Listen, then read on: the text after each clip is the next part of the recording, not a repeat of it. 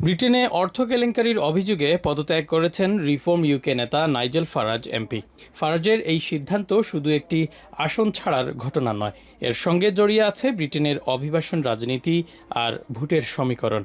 দীর্ঘদিন ধরে অভিবাসন নিয়ন্ত্রণকে রাজনৈতিক ইস্যু বানিয়ে আসা ফারাজ এখন আবারও ব্রিটেনের এসেক্সের ক্ল্যাকটন আসনে উপনির্বাচনে তার জনসমর্থনের পরীক্ষা নিতে চাইছেন। প্রশ্ন হলো, এই কৌশল ব্রিটিশ রাজনীতিতে কতটা প্রভাব ফেলবে? এখন যদি জনগণ ওভারওয়েলমিং মেজরিটিতে তাকে আবার পার্লামেন্টে পাঠায়, তাহলে তো তার শক্তিমত্তা আরও বেশি বাড়বে এবং সেটা হবে ব্রিটিশ রাজনীতির জন্য অত্যন্ত অনুশোচনার বিষয়। তবে যেটা ভেরি ইম্পর্টেন্ট সেটা হচ্ছে যে তার দল বা তার সাপোর্ট যেভাবে ড্রামাটিক ইম্প্যাক্ট ফেলেছে লোকাল স্থানীয় সরকার নির্বাচনে, এইটা যদি ট্রান্সলেট করে জাতীয় নির্বাচনে, তাহলে এটা শঙ্কার বিষয় জাতিগতভাবে। ভিটামিন ই ও সি সিরাম 8টি প্রাকৃতিক অয়েল সমৃদ্ধ লিলি সিরাম অয়েল, যা চুল পড়া কমায় মাত্র 30 দিনে। রিফর্ম ইউকের উত্থানের পেছনে অন্যতম বড় ইস্যু ছিল অভিবাসন।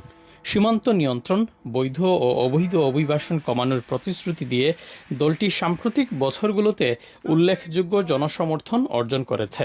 তবে নাইজেল ফারাজের পদত্যাগের ঘোষণার পরও অভিবাসন নীতি ও ভবিষ্যৎ রাজনৈতিক প্রভাব নিয়ে অভিবাসী কমিউনিটিগুলোর আলোচনা আর শঙ্কা থামেনি। ব্রিটিশ রাজনীতির ঘাপটি মারা যে বর্ণবাদী একটা গ্রুপ, তাদের একটা পলিসি, সে এখানে স্টেপ ডাউন করবে, স্টেপ ডাউন করে সে হয়তো বাই ইলেকশনে আবার করে আবার নির্বাচিত হয়ে রিফর্ম পার্টির হাল ধরবেন এবং তাদের যে পলিসি, অ্যান্টি মাইগ্রেন্ট যে পলিসি, সেই পলিসিটা উনার আরও বিট দর্পে এগিয়ে নেবে।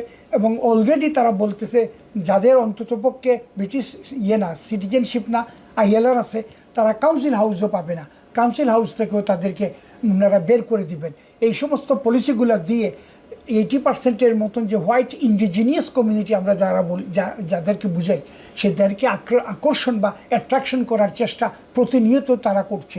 ফারাজের বিরুদ্ধে মূল অভিযোগ, তিনি ক্রিপ্টো উদ্যোক্তা ক্রিস্টোফার হারবোনের দেওয়া প্রায় 50 লাখ পাউন্ডের উপহার এবং দণ্ডিত প্রতারক জর্জ কটরেলের কাছ থেকে পাওয়া আর্থিক সহায়তার তথ্য গোপন করেছিলেন।